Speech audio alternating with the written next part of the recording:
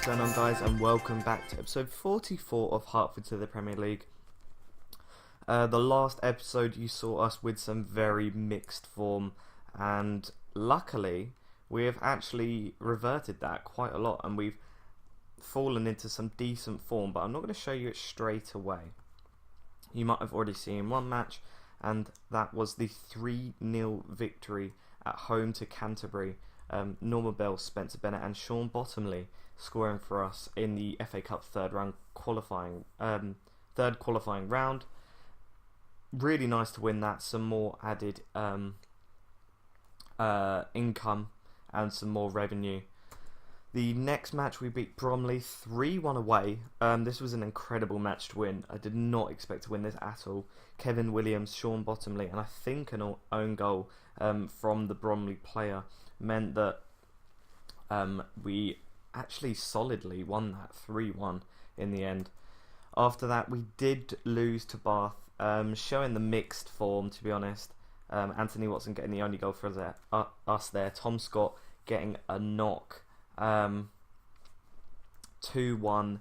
victors Bath came out as, followed by a 2-1 victory away to Farnborough. Another really good victory for Hertford.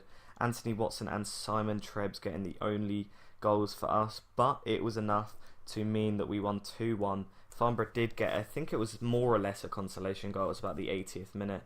Not much coming from it though, so luckily we did finish that match in the end as the victors. The last game that we have played was the 2-1 victory against FA Cup in the FA Cup fourth qualifying round against Droylsden. After that victory, it actually meant that we got around 10k for just that victory, which was really, really nice. Seamus McGeorge getting 2 goals for us, playing exceptionally well. Unfortunately, James Roach and Norman Bell both picked up injuries, but I don't think they were too long term. But look at that attendance, guys. 1,118 in that match. Brilliant, just incredible. Really want to see attendances like that at some point. Making it into the league, having that much attendance, but I don't expect that till we're probably either in the Premier or not the Premier. What's it called? The Skrill Premier or League 2.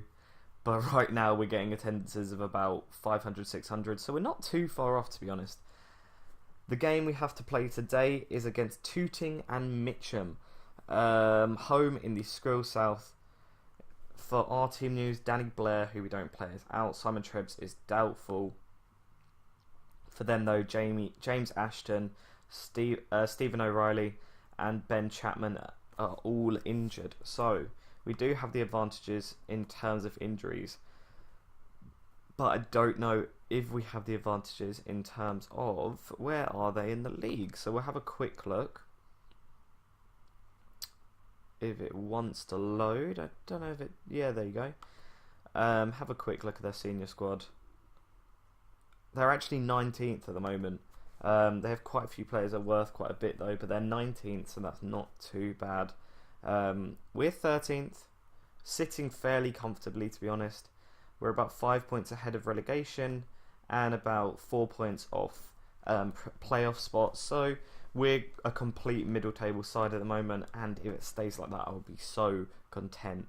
Top of the table is Woking with 10 wins, 3 draws and 2 losses, 33 points.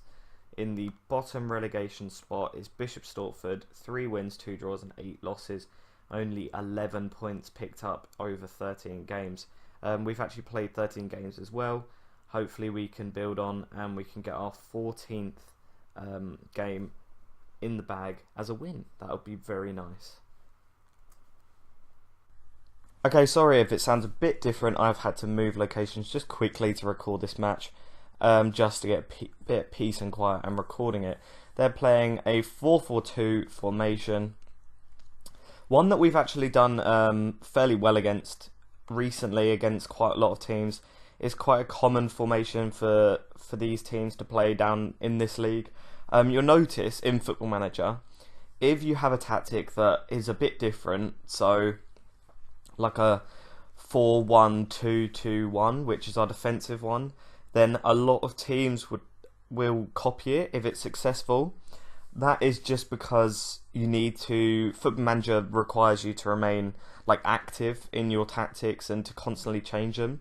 Not that I've changed mine in like massively in the last couple of years.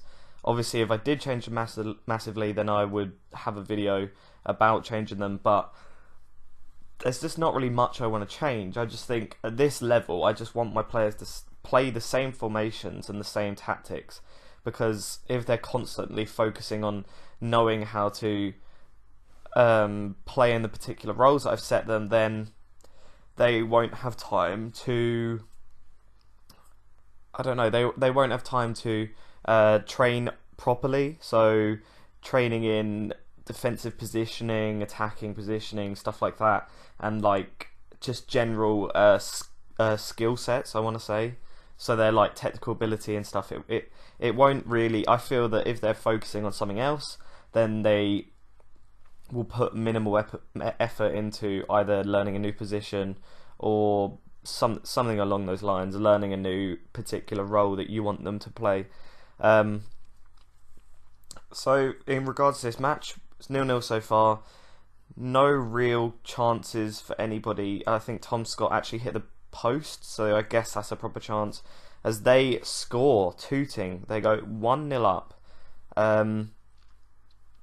Down the left-hand side, I don't want to say bad defending. Keeper maybe should have got to it, to be honest.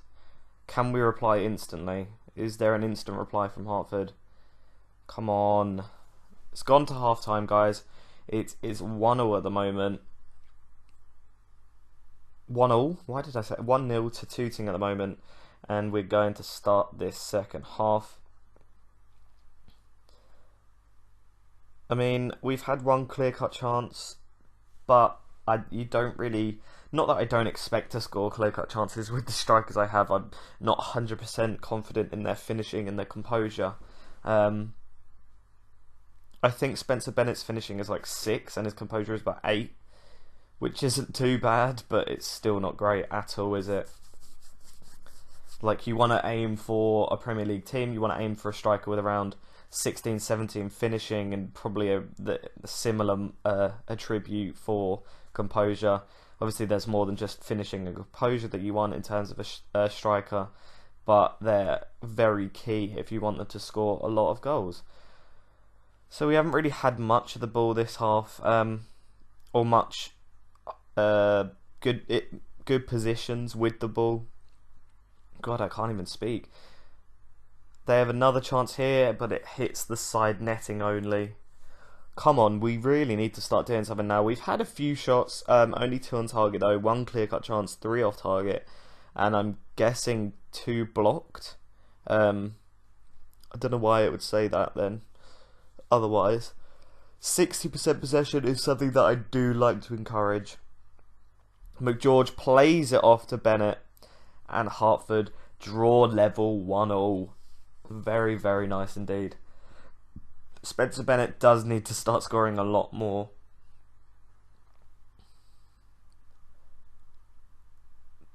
Good pressure, to be honest. I'm liking the pressure on the defenders. But they look to have a good chance now. He must be offside. Was he offside? Yes, the ref's not moving, but he did look very offside. Yeah, he was. Tony Morgan offside. Oh, excuse me. So it's the 80th minute, guys. We're going to make a few or around the 80th minute. We're going to make a few changes. Yeah, Norman Bell to come on, and Tom Scott is going to come off probably. Yeah, and yeah, Seamus McGeorge as well. Okay.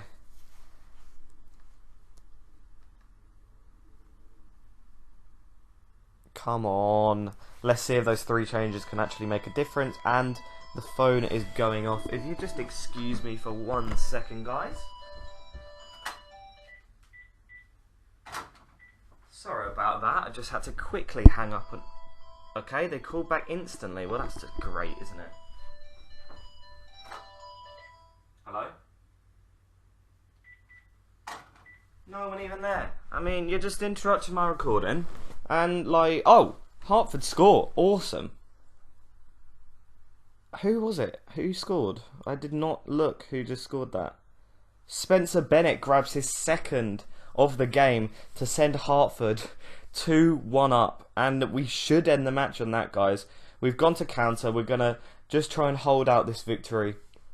Really sorry for the bad professionalism by just answering the phone there. But when that happens, when someone calls during a recording, there's literally nothing I can do.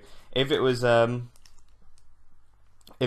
while I'm looking at fixtures, then that's fine. But when I'm playing a game, I can't exactly pause. Well, I can pause it, I guess, but it'd just be weird. I'm sure you guys won't really mind. So if you do, then sorry, fine, deal with it. But if you don't, then thank you, because there's not really much I can do about it. Come on, blow the whistle, ref. We have intense pressure, but it's cleared out, and the ref has got to blow the whistle. And he does. Hertford win the match after being 1-0 down at half-time. Was it half-time? Maybe. We go into the league table with another win. We move up to 9th. Spencer Bennett getting 2 goals there, not an average rating. The rating of the match, 8.8, and he got the Man of the Match award as well. We've got Oxford City next, which I probably won't play on camera, sorry guys, but we'll skip ahead. Probably not skip ahead. I'll join you next episode, probably in around 5 games time. But thank you for joining me. If you did enjoy, then obviously drop it a like, and I'll see you guys on the next episode.